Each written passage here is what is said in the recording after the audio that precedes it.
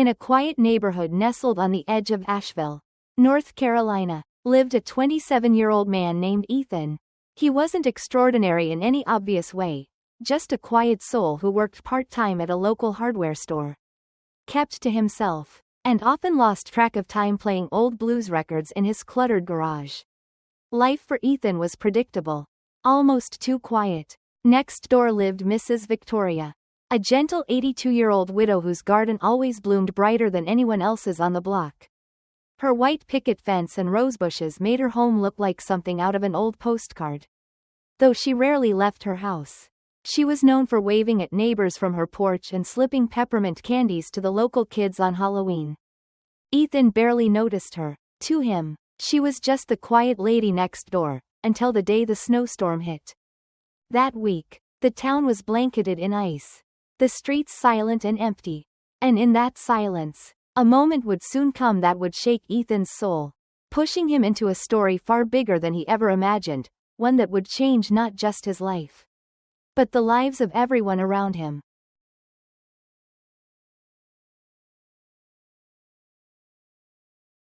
It was a Wednesday morning when the storm rolled in, thick clouds swallowing the sunrise, and the snow fell relentlessly like nature's silent warning. Ethan, sipping lukewarm coffee by his kitchen window, noticed something strange. Mrs. Victoria's porch light, always turned off during the day, was still glowing in the misty white. At first, he thought little of it. Maybe she forgot. Maybe she was just slow that morning. But as the hours passed and no movement came from the little house next door, an uneasy chill crept down his spine, and it wasn't just from the weather. That's when he saw it. A faint, crumpled shape lay barely visible against the snow-covered steps. Mrs. Victoria, motionless in her bathrobe, one slipper flung yards away. Ethan didn't think. He dropped his mug, pulled on boots with trembling hands, and raced outside, nearly slipping as he bolted across their driveways. Snow bit into his skin, but he didn't care. As he reached her, her lips were blue, her hands icy. She had fallen sometime during the early hours and had been lying there for who knows how long. He wrapped her in his coat, frantically called 911, and stayed by her side until the ambulance arrived. His hands shook as he whispered, "You're going to be okay," over and over, as if trying to will her back. The paramedics later said if he hadn't found her when he did, she might not have survived the hour. At the hospital, Ethan waited. He didn't know why. They weren't close. They weren't family. But something about seeing her like that, so small, so fragile, sparked something in him. A guilt maybe, or a strange sense of responsibility. When she finally opened her eyes and recognized him, she whispered with a faint smile, "You're the boy next door." He nodded, swallowing the lump in his throat. "I'm Ethan." From that moment on, something shifted between them. Ethan began visiting her regularly. At first, it was just to check in, make sure she was eating, refill her prescriptions, shovel the snow off her driveway. But soon, their conversations deepened. She told him stories from a past filled with laughter, loss, love, and music. She had once been a jazz pianist in New Orleans. She'd lived through war, heartbreak, and years of silence. And Ethan? He began to listen, truly listen, for the first time in a long time.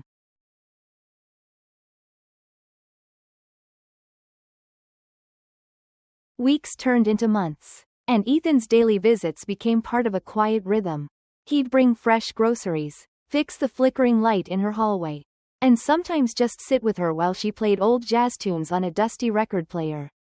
Mrs. Victoria's health stabilized, and with Ethan's presence, her spirits seemed to brighten. The once silent home now hummed with warmth and soft music. Then came a quiet spring morning. Ethan knocked on her door like he always did. No answer. He tried again. Still nothing. Concerned, he used the spare key she had given him, just in case. As he stepped inside, everything felt still. The air was heavy. On the side table was a teacup, half finished, a book open, resting on her lap, and there, in her favorite chair by the window, Mrs.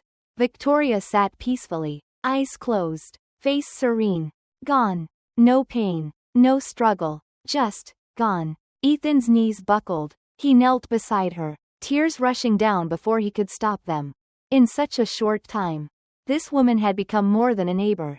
She was a friend, a quiet guide, a reminder that even in the most unexpected corners of life, connection still blossoms. He spent hours in her home that day, not ready to leave, but he wasn't prepared for what would happen next. 2 days later, a man in a sharp gray suit knocked on Ethan's door.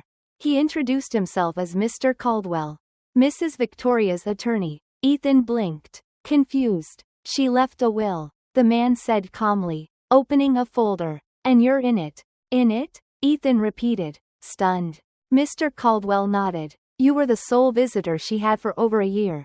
She told me once. That boy saved my life twice, once with his hands, and once with his heart. Then he handed Ethan the papers. Mrs. Victoria had left him everything. Her home, her savings, her piano, even the copyrights to some old jazz pieces she had composed in her youth.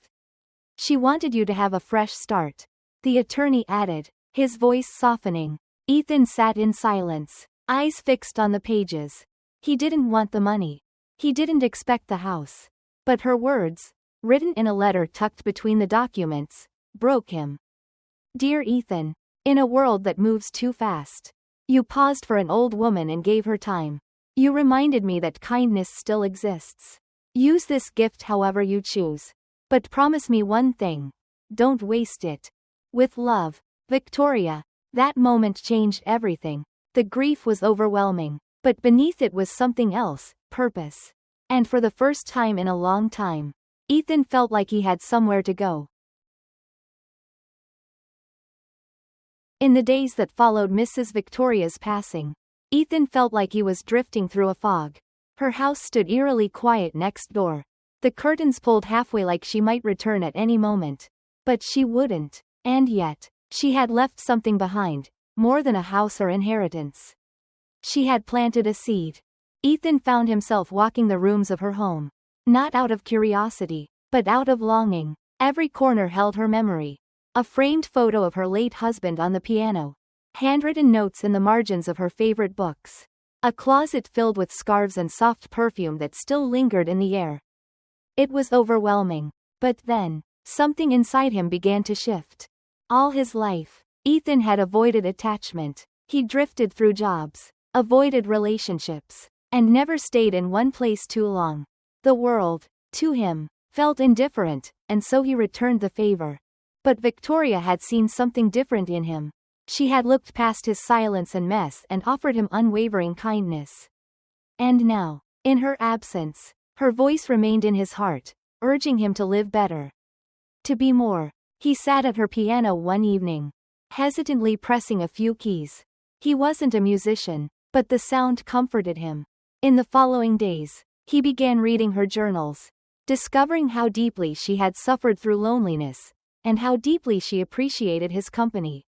Even when he said nothing at all, one entry stood out. He thinks he's ordinary, but I see a spark in that boy. Like he's been waiting his whole life for someone to believe in him. That line stayed with him.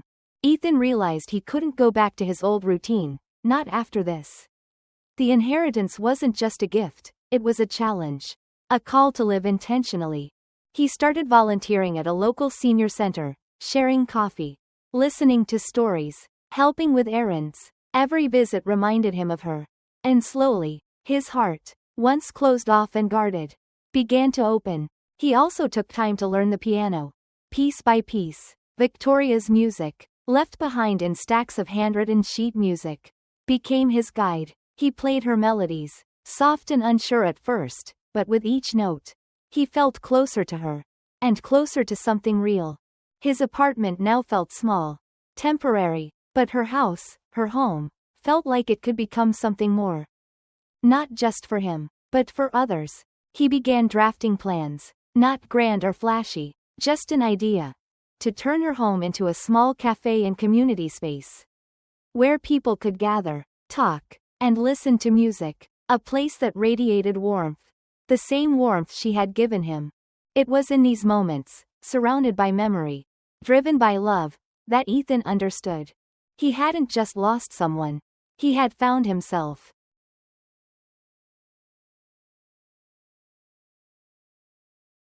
The idea began as a whisper, just a fleeting thought Ethan couldn't shake. But over time, it grew louder, more persistent. He wanted to create a place where people, especially the lonely and overlooked, could feel seen, heard, loved. With Mrs. Victoria's home now legally his, he decided to renovate it. Not to erase her memory, but to honor it. The first change came with the sign, Eleanor's Light. He chose the name not for the sake of the business, but because her light, her literal porch light, was what had saved her once, and had lit the path for him ever since. The transformation wasn't easy. Ethan had never run a business before. He spent nights watching tutorials on plumbing repairs and cafe operations, then days scrubbing, painting, and repurposing old furniture. The grand piano stayed right in the center, untouched, a tribute, a heart. Neighbors grew curious. Some offered help. Old Mr. Thompson brought over spare chairs. A high school student named Lily volunteered to paint a mural in the back garden. Slowly, Eleanor's Light became more than a plan, it became a movement. When opening day finally arrived, Ethan stood behind the counter, heart pounding, unsure if anyone would show up. But then, they came. One by one, locals, old friends of Victoria's, curious strangers. An elderly woman in a wheelchair told him she hadn't left her apartment in months.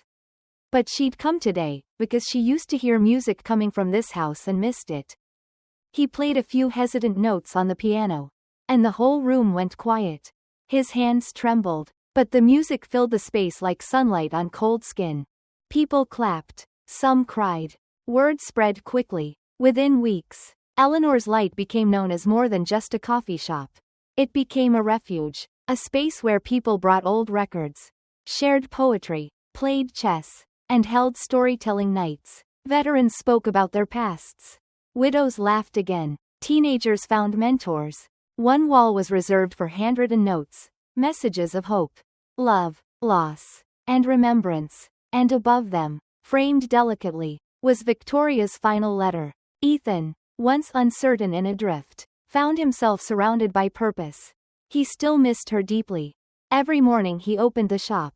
He glanced at the old photo of her playing the piano, smiling, as if proud. But more than grief, he carried gratitude. Victoria hadn't just left him a house, she had left him a mission. And now, through coffee, music, and kindness, her spirit lived on. And in the quiet moments, when the sun poured through the cafe windows and the air smelled of cinnamon and jazz, Ethan would sit back, look around, and whisper, "We did it, Victoria."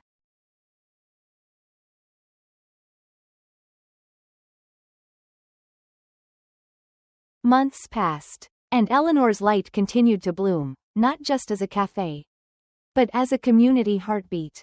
Ethan, once quiet and distant, had become someone entirely new. Not louder, not flashier, but grounded, present, and open in a way he never knew he could be. He used to wake up without direction, just letting the days pass.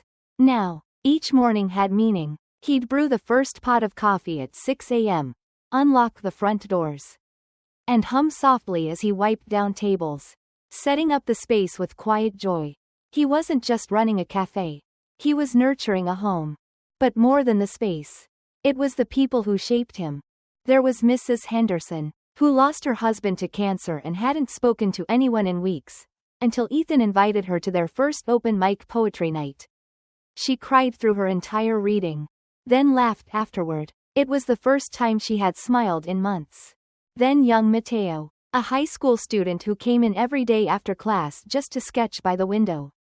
One day, Ethan sat with him, asked about his drawings. Turned out, Mateo's dream was to be a designer. But no one had ever told him his art mattered, until Ethan framed one of his sketches and hung it behind the counter. These weren't random encounters. They were mirrors, each one reflecting the change inside him. He wasn't just giving kindness. He was becoming it. Even his old friends noticed. Ryan, a childhood buddy who used to drift in and out of Ethan's life, visited one weekend and said, "You're different, man. Like, in a good way. You finally look like you belong somewhere." And Ethan did. The scars he carried, of loneliness, of emotional distance, hadn't disappeared. But they no longer defined him. Now they were part of his story, woven into the walls of the cafe, into every act of service, every warm cup handed to a trembling hand, every soft melody from the piano in the corner. One night, after locking up, Ethan sat alone at the counter, flipping through Victoria's old journal. He came across a passage he hadn't noticed before. People think we get older and fade. But I believe we pass our light on, if someone is willing to carry it. He closed the journal and looked around. The lights were dim, the chairs stacked, the soft scent of vanilla and cedar still lingering. And he realized, he was carrying her light. But not just hers. Now, through each person he helped, each story he heard, and each moment he chose to be fully present, he was becoming a light of his own. The boy who once avoided connection was now building bridges. And somewhere, he believed, Victoria was smiling, because she hadn't just given him a second chance. She had given him the courage to grow into someone worth becoming.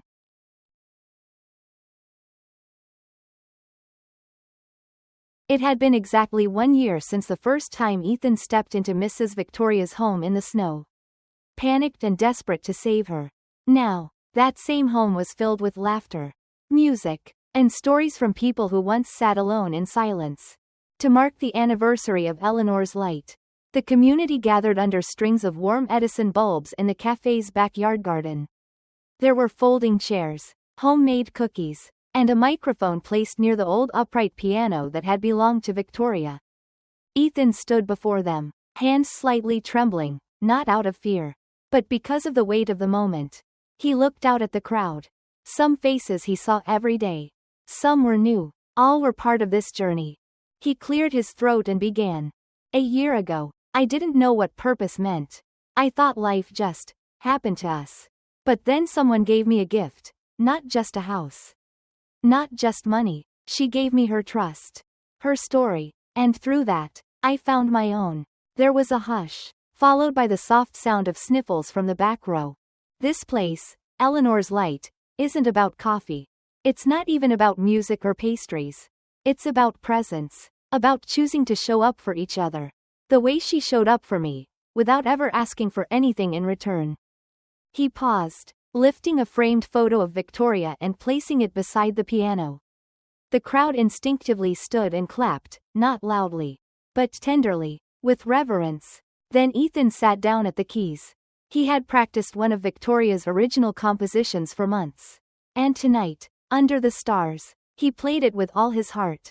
As the final note lingered in the air, no one moved. Time seemed to hold its breath. In that silence, something happened. An elderly man who had never spoken during any of the cafe's open nights slowly walked up to the microphone. His voice cracked as he shared his story of losing his wife 2 decades ago, and how this place made him feel like he could breathe again. Then a young woman spoke of her depression, and how the simple act of Ethan remembering her name every morning saved her life. Testimony after testimony followed, and with each one, Ethan realized, this wasn't just Victoria's light anymore.